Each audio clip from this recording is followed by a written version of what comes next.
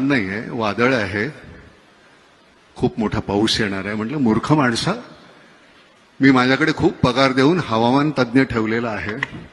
त्यांनी सांगितलं तुम्ही जा, खुशाल काही होणार नाही. राजा पुढे गेला, खूप वादळ झालं, पाऊस आला, त्रेधा तिरपीट झाली.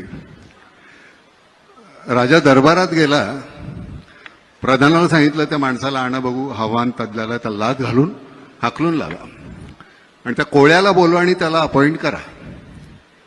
कोळी आला, तो म्हणला महाराज मला यातलं काही कळत नाही हो. तो म्हणलं मग त्या दिवशी कसं सांगितलंस पाऊस येणार वादळ होणार. तो म्हणला माझ्या गाढवानं कान खाली टाकले की मला कळतं पाऊस येणार आणि वादळ होणार. तर म्हणलं मग ठीक आहे, गाढवाला अपॉइंट करा. म्हणजे राजेशाही गेली, लोकशाही आली, पण ती अपॉइंट करण्याची पद्धत काही गेलेली नाही अजून. तर ही जी गंमत आहे, अरविंद इनामदार आमचे जे कमिशनर होते, त्यांची एक पद्धत होती बोलण्याची. या देवा, कसं काय देवा, काय आणू का तुम्हाला, काय देवा. त्यांच्याशी बोलताना एक दिवस ते म्हणाले, ना मला काही कळत नाही, आमच्या पोलीस खात्यातल्या लोकांना, काही मंडळी ना, सगळ्यांना नाही, पण ते का पैसे खावेसे वाटतात. अहो आम्हाला जेवढा पगार मिळतो का नाही तो खर्च होत नाही हो. त्या माणसाची म्हणजे शेवटपर्यंत अरविंद इनामदारांच्या घरी ब्लॅक अँड व्हाईट टीव्ही होता. अरविंद इनामदार गेले तेव्हा सुद्धा.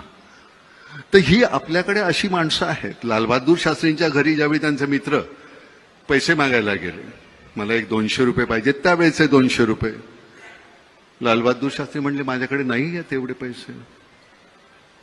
त्यांची बायको म्हणाली नाही माझ्याकडे आहेत. तिने 200 रुपये दिले काढून. शास्त्रीने विचारलं तुझ्याकडे एवढे पैसे आले कुठून. ती म्हणली नाही, दर तुम्ही पगारातून देताना त्यातले 5-10 रुपये मी वाचवते. त्यांनी गव्हर्नमेंटला पत्र लिहिलं की मला ह्याच्या पुढे माझा 10 रुपये पगार कमी करा. यशवंतराव चव्हाण गेले त्यावेळी त्यांच्या खात्यावर 25,000 रुपये नव्हते.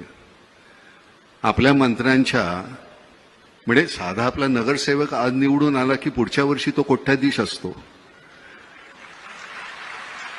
त्याची चौकशी का नाही होत. म्हणजे मला कळतं की हा भ्रष्ट आहे, पण तुमच्या का नाही लक्षात येत.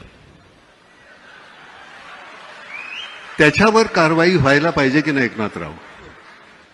म्हणजे तुम्ही मी 100 रुपये आल्यानंतर 30 रुपये इन्कम टॅक्स भरतोच, 18 रुपये तुम्ही अजून जीएसटी घेता. हे सगळं आम्ही केल्यानंतर सुद्धा आमच्या